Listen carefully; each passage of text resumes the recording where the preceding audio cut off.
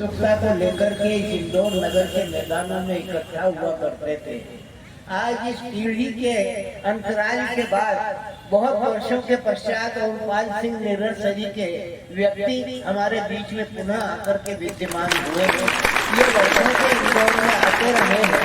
इन्होंने इंदौर के उन लखी कवि सम्मेलनों का आनंद लिया है और जब ये आज इस कवि सम्मेलन की इस दशा को देखते हैं तो ऐसा लगता है कि काव्य के प्रति इंदौर के लोगों का अनुराग जो है वो कम हुआ है। यदि काव्य के प्रति अनुराग की ये कमी आती है तो अब एक सरकार जो है, जो शासन जो है, जो व्यवस्था जो है, इसे अपने आप में सुधार की आवश्यकता महसूस करना पड़ेगी।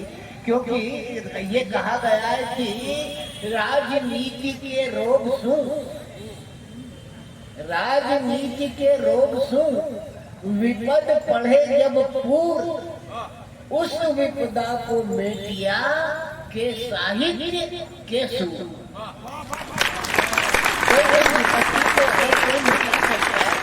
साहित्यकार मिटा सकता है या सूरमा मिटा सकता है। साहित्यकार को सुनने की ताकत जनता के पास होना चाहिए, क्योंकि साहित्यकार ऐसी वस्तु है जो जनता तक की आलोचना करने से नहीं चूकता है, अपने आप की आलोचना करने से नहीं चूकता। जो आपके विलोचन के साथ साथ अपनी भावनाओं को समाज तक पहुंचाता है वो कविता के दरवाजे पर आकर के खड़ा होता है, और जो कविता के दरवाजे पर खड़ा होता है वो दर्दी होता है, पीड़ित होता है, जख्मी होता है। सुविधा के सिंहासन पर बैठ करके कविताएं नहीं लिखी जाती।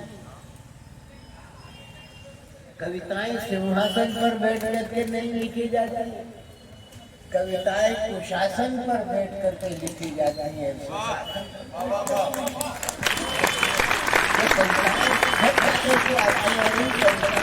स्वरूप को जो लोग विकृत करते हैं वो कहीं से कहीं तक स्तुति के योग्य नहीं होते।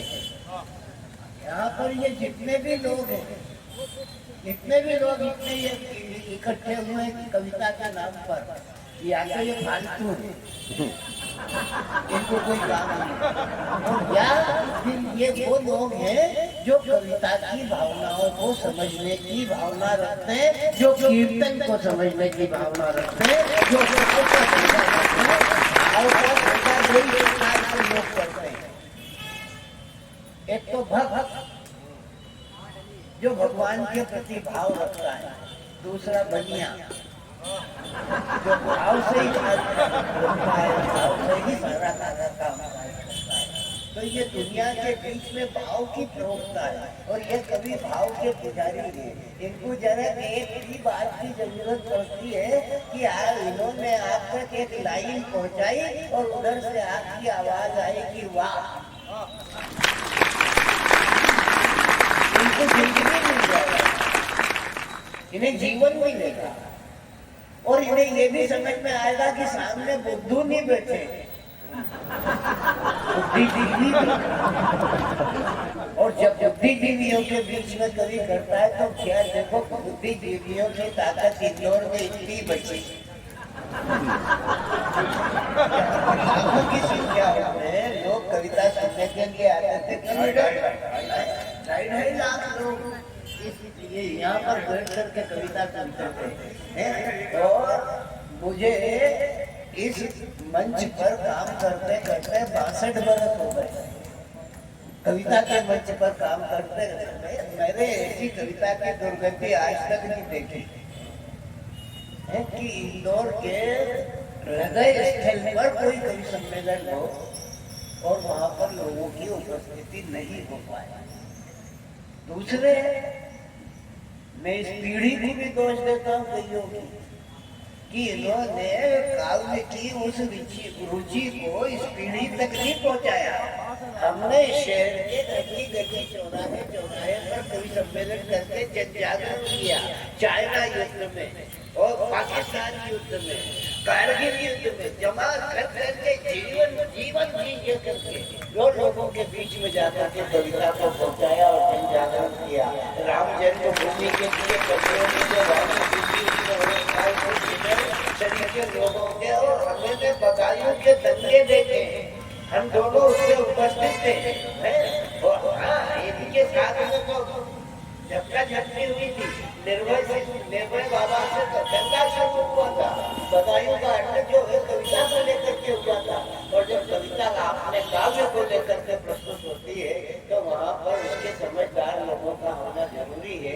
और इतने समझदारों के बीच में अगर यहाँ पर कविगण अपनी भावनाएं रखते हैं तो निस्संदेह उन समझदारों का भी दायित्व है कि वो इन लक्षणों की परख करते हुए अपने हृदय के राग से स्वाव में आशीर्वाद प्रदान करें। मैं यहाँ पर आया था, मुझे अपने दादा ने कहा था तो ये कर रहा है। और इस यज्ञ में इतने सारे ऋषि मुनि उपस्थित हैं। इन ऋषि मुनियों को भी प्रणाम करता हूँ। इन महा व्यासों को भी नमन करता हूँ जिन्होंने यहाँ पर उपस्थित होकर के काव्य की सृष्टि को एक नई दृष्टि प्रदान करने के लिए उपकृत किया है। बहुत बहुत धन्यवाद। आपने बुलाया, मैं आया। आप हमारा आशीर्वाद तो पूर्ण रूप में बना रहेगा, लेकिन कविता के पुष्प को पुष्पित पल्लवित करते हुए उसे क्यारी के रूप में विकसित करना है, उसे उपवन के रूप में विकसित करना है। जन जन के मन में उस बात को बोलना है जो हमने यहाँ पर होकर के रखी थी, आज वो उतार पर दिखाई देती है। तो इसका मतलब है कि इस पीढ़ी में उसकी साथ संभाल नहीं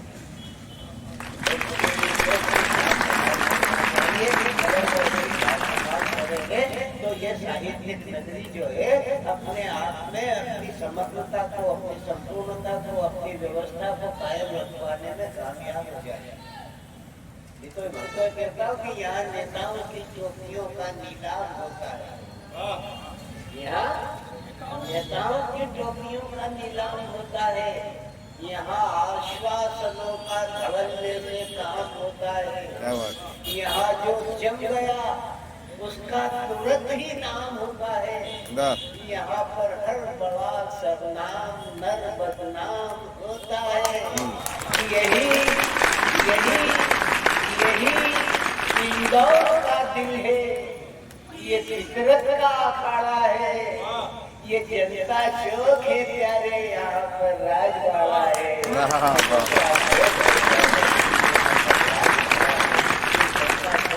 राजवाड़े के बीच में ये कबाड़ा नहीं हो जाए और इस बाड़े को बाड़े की तरह सजाते हुए काव्य के रचनों का सुरुचिपूर्वक धारण करना आपका दायित्व है और आप इसे धारण करेंगे ऐसी मंगल कामना है। जय जय